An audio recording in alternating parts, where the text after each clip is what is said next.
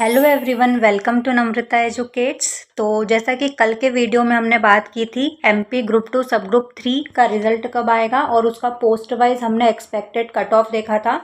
तो इसकी भी डिमांड थी कि ग्रुप 1 सब ग्रुप 2 का रिजल्ट कब आएगा और इसका post wise expected cut off क्या हो सकता है। जब इसकी आंसर की आई थी तब मैंने जो एक जनरल कॉमन कट ऑफ बताया था सभी पोस्ट का, तो उस टाइम भी ऐसा था कि पोस्ट वाइज कट ऑफ बताना है और मैंने कहा भी था। तो इसलिए आज के वीडियो में हम बात करेंगे जो एमपी ग्रुप 1 सब ग्रुप 2 है उसका रिजल्ट कब आएगा और post wise expected cut off क्या हो सकता है। सबसे पहले देखते हैं रिजल्ट कब आएगा। तो जैसा कि ग्रुप 2 सब ग्रुप 3 के लिए मैंने बताया था कि अभी जैसे ईएसबी की जो दूसरी एग्ज़ाम हुई थी एमपीएसआई आबकारी वगैरह देखे तो 50 से 55 दिन में रिजल्ट आ गया था, है ना। जब उनकी एग्ज़ाम हुई थी उससे 50 दिन हम मान के चलते हैं रिजल्ट आ गया था। तो हमारा जो ग्रुप 1 सब ग्रुप 2 का पेपर 17 फरवरी से स्टार्ट हुए थे।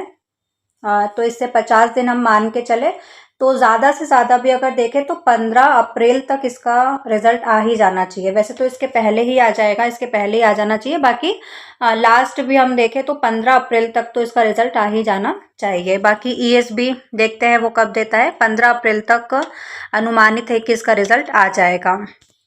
कट ऑफ की बात करते हैं, ठीक है, एक्सपेक्टेड है बिल्कुल ये, और बाकी रिजल्ट आएगा तो आपको फाइनल कट ऑफ पता चल ही जाएगा कितना गया है। सबसे पहला पोस्ट कोड ए जो था मेडिकल सोशल वर्कर, ठीक है, उसका जनरल का कट ऑफ 135 से 140 के बीच में रह सकता है। अब इसमें कुछ प्लस माइनस भी हो सकता है, ठीक है, तो +2 -2 आप करके चलना। ईडब्ल्यूएस का 130 से 135 रह सकता है। ओबीसी का 125 से 130 के बीच में रह सकता है। एससी का 120 से 125 के बीच में रह सकता है और एसटी का 115 से 120 के बीच में रह सकता है। ठीक है, इतना ज़्यादा भी कट ऑफ नहीं जाएगा इसका। जैसे ग्रुप 2 सब ग्रुप 3 का थोड़ा ज़्यादा कट ऑफ जाएगा, बाकी ग्रुप 1 सब ग्रुप 2 का कट ऑफ इतना ज़्यादा नहीं जाएगा। सेकेंड है साइकोलॉजिस्ट, तो इसमें जनरल का कट ऑफ 140 से 145 के बीच में रह सकता है। ईडब्ल्यूएस का 135 से 140 के बीच में। ओबीसी का 132 से 138 के बीच में। एससी का 125 से 130 के बीच में और एसटी का 118 से 122 के बीच में कट ऑफ रह सकता है। सहायक सांख्यिकी अधिकारी जो एएसओ होता है, ठीक है, उसमें जनरल का 135 से 145 के बीच में। ईडब्ल्यूएस का 132 से 140 के बीच में। ओबीसी का 132 से 138 के बीच में। एससी का 125 से 130 के बीच में और एसटी का 115 से 125 के बीच में कट ऑफ रह सकता है।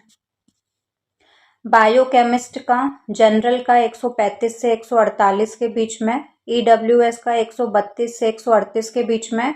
ओबीसी का 132 से 138 के बीच में। एससी का 120 से 128 के बीच में और एसटी का 115 से 125 के बीच में कट ऑफ रह सकता है। हिस्ट्री का जनरल का 135 प्लस रहेगा। ईडब्ल्यूएस का 132 प्लस।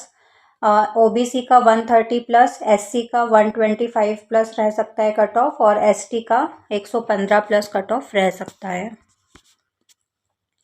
फिजियोथेरेपिस्ट का जनरल का 130 से 145 के बीच में। ईडब्ल्यूएस का 130 से 135 के बीच में। ओबीसी का 125 से 128 के बीच में। एससी का 115 से 125 के बीच में और एसटी का 110 से 115 के बीच में कट ऑफ रह सकता है। ठीक है, तो ये सारे पोस्ट वाइज जिसका डेटा मुझे मिला था, आप लोगों ने भी कमेंट सेक्शन में बताया था आप लोगों के कितने मार्क्स आ रहे हैं और जो पिछले एग्ज़ाम हुए थे उनका जो कट ऑफ देखा था उसके बेसिस पर ये था। और बाकी जितनी पोस्ट बची है उसका कॉमन कट ऑफ अगर हम देखें सारी पोस्ट का तो जनरल का 130 से 135 के बीच में रह सकता है। कॉमन कट ऑफ की बात करें तो 130 प्लस तो जनरल का रहेगा, इससे कम तो नहीं रहेगा जनरल का किसी भी पोस्ट का। ईडब्ल्यूएस का 125 प्लस तो रहेगा। ओबीसी का 120 प्लस रहेगा। एससी का 110 प्लस रहेगा कट ऑफ और एसटी का 105 प्लस। तो 100 प्लस भी आप मान सकते हो। 100 से नीचे तो मुझे नहीं लगता कि कट ऑफ जाएगा किसी भी पोस्ट का, है ना।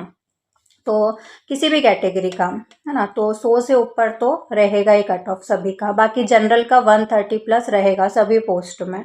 इससे कम तो थोड़ा हो सकता है कभी, है ना, कुछ भी हो सकता है। बाकी फाइनल तो हम नहीं बता सकते, वो तो रिजल्ट आने के बाद ही पता चलेगा। तो एक्सपेक्टेड ये जो भी कट ऑफ था वो मैंने आपको बता दिया है। और जब मैंने आंसर की आई थी तब भी जो कॉमन कट ऑफ है उसका वीडियो बनाया था, तो उसमें मैंने आपको पूरा डिटेल में समझाया था कि कट ऑफ कैसे निकलता है, किन किन फैक्टर्स पर डिपेंड करता है। और जैसे इसमें 2 पेपर होते हैं, पहला पेपर कॉमन होता है, दूसरा जो सब्जेक्ट स्पेसिफिक पेपर होता है वो पीजी लेवल का था, पोस्ट ग्रेजुएशन लेवल का था। तो इतने ज़्यादा भी मार्क्स नहीं आ सकते, क्योंकि आधे स्टूडेंट्स को तो पता ही नहीं था क्या तैयारी करनी है, कहाँ से तैयारी करनी है। तो इतना ज़्यादा भी कट ऑफ नहीं जाएगा और इतना ज़्यादा कम भी नहीं जाएगा।